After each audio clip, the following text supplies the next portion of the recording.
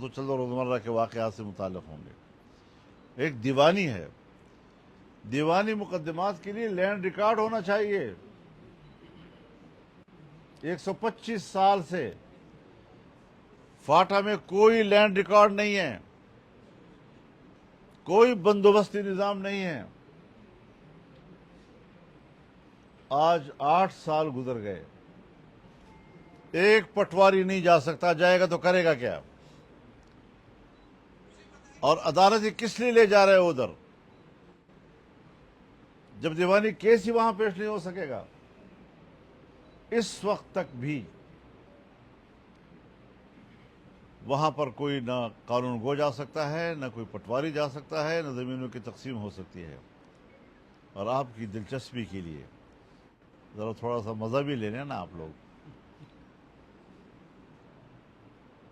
ایک صوبے کے بڑے افسر نے مجھے کہا کہ وہ لینڈ ریکارڈ ہم بنا رہے ہیں, وہ زمینوں کی تقسیم ہو رہی ہے.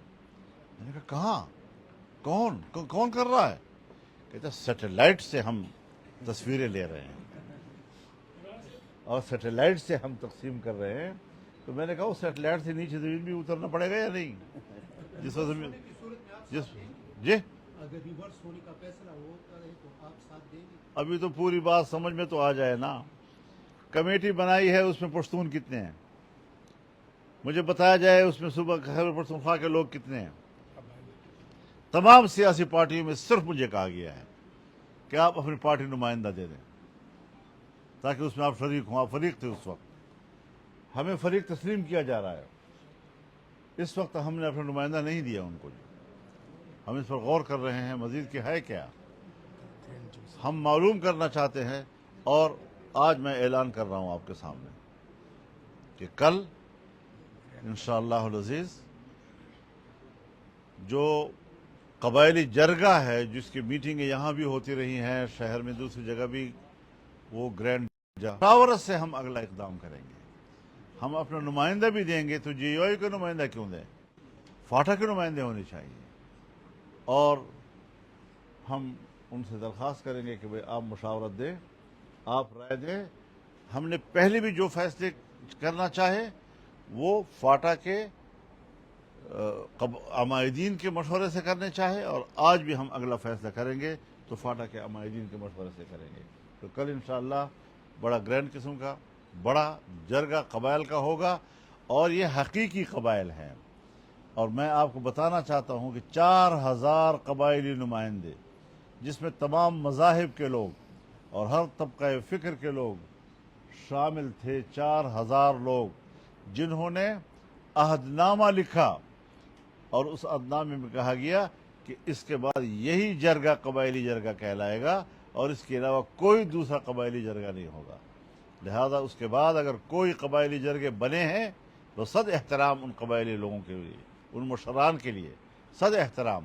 لیکن ان کے اپنے ہی جو عہد و پیمان تھا یہ اس کی خلاف ورزی ہوگی. انہوں نے احترام نہیں کیا اپنے جرگے کا. اپنے جرگے کا احترام کرے. قبائل اور پشتون اسی چیز کا نام ہے کہ وہ جرگے کا احترام کرتے ہیں, اور جب ایک دفعہ وہ ہاں کر لے کسی بات پر تو پھر وہ ہاں ہوتی ہے, اس میں تبدیلی نہیں آتی. لہذا انضمام کا مسئلہ نہیں تھا. یہ بات عنوان بھی میرے نظر میں غلط ہے. بات قبائل کے سیاسی مستقبل کی تھی. سنو بات بیٹا, قبائل کے سیاسی مستقبل کی تھی. تجویز آئی تھی کہ انضمام کیا جائے. ہم نے کہا نہیں, قبائل کو اختیار دو. وہ انضمام کی حمایت کرتے ہیں, وہ اس پرانے سٹیٹس کو برقرار رکھنے کی حمایت کرتے ہیں, یا وہ ایک الگ صوبے کا حمایت کرتے ہیں. اب کیا تجویز ہے ان کی نظر میں, کیوں ان کو یہ خیال آیا, کیا یہ واقعتاً اپنے اس سابقہ فیصلے پر ندامت کی علامت ہے, کیا یہ اپنی ناکامی کا اعتراف ہے, یا قبائلی پہاڑوں میں معدنی وسائل تک رسائی کا ایک نئی چال ہے. باجوڑ میں جو ہمارے ایک نوجوان شہید ہوئے ہیں, میں اس پر باجوڑ کے عوام سے بھی تعزیت کرتا ہوں, ان کی پارٹی سے بھی تعزیت کرتا ہوں, علماء سے بھی تعزیت کرتا ہوں. وزیرستان میں اور دوسرے علاقوں میں آئے روز انتہائی ناقابل برداشت واقعات ہوتے رہتے ہیں. یہ صوبہ جو ہے وہ امن و امان کے لحاظ سے تو میرے خیال میں اس وقت سب سے زیادہ بدامنی کا شکار ہے. بلوچستان کی یہی صورتحال ہے. سندھ میں ڈاکوؤں کا راج ہے.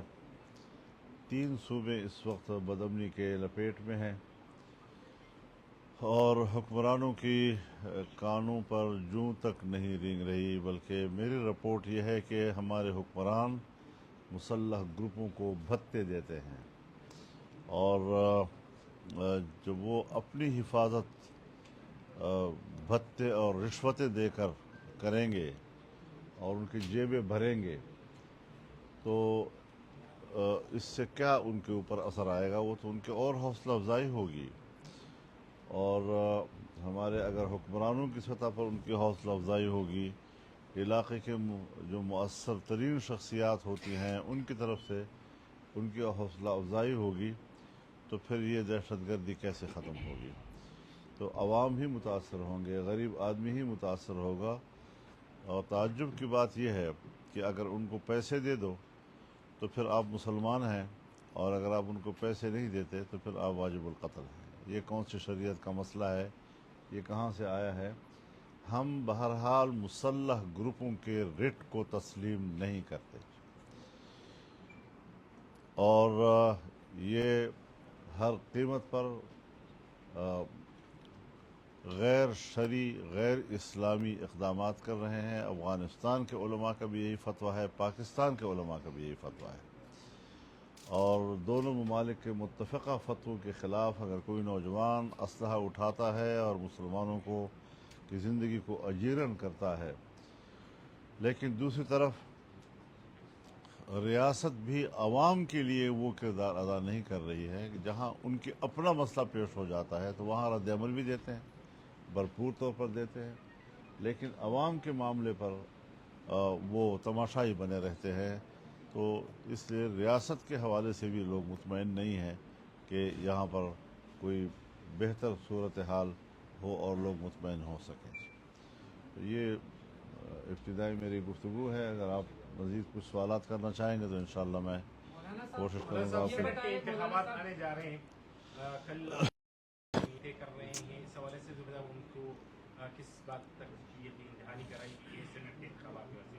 دوسرا یہ بات کی جا رہی ہے کہ جو خیبر پختونخوا میں اپوزیشن اس مخصوص نشست کے اسٹرانگ ہوتی جا رہی ہے، تو کیا اگر کبھی ایسا موقع ملتا ہے کہ صوبائی حکومت کے خلاف عدم اعتماد نہ ہو کہ جے وائی ساتھ دے گی اپوزیشن؟ دیکھیے، جہاں تک آپ کے دوسرے سوال کا تعلق ہے وہ تو ابھی اس پر کوئی مشورہ ہے نہ کوئی سوچ ہے اس حوالے سے. اور میری ترجیح یہ ہوگی کہ تبدیلی آئے، صوبے میں تبدیلی آئے، لیکن اگر پی ٹی آئی اکثریت میں ہے تو پی ٹی آئی کی اکثریت کے اندر ہی آئے، وہی لوگ اپنی تبدیلی جو ہے صوبائی حکومت کے لیے آئیں تو وہ زیادہ بہتر ہوگا بنسبت اس کے کہ اپوزیشن جو ہے متحرک ہو اور حکومت کی تبدیلی آئے. تو اگر ایک پارٹی کے اندر جو ہمارا یقین ہے، شک نہیں ہے، گمان نہیں ہے، دعویٰ ہے کہ ہم سے گھسنے لگو، تو صحابہ کرام نے عرض کیا یا رسول اللہ وہ یہود و نصارہ ہوں گے؟ تو آپ نے کہا اور کون ہو سکتے ہیں؟ مولانا صاحب، اس وقت بڑا مسئلہ پی ٹی آئی سے زیادہ امن و امان کا قیام ہے. کیا دیکھ رہے ہیں حالات پھر دوبارہ 2007-8 کی طرف جا رہے ہیں یا اس سے بھی خطرناک؟ کیونکہ اس دفعہ تو کسی کا لحاظ نہیں ہو رہا، چاہے عالمی دین ہو یا کوئی سیاسی کارکن ہو یا کوئی سرکاری 2006 اور 2007 میں صوبے میں مکمل امن و امان تھا.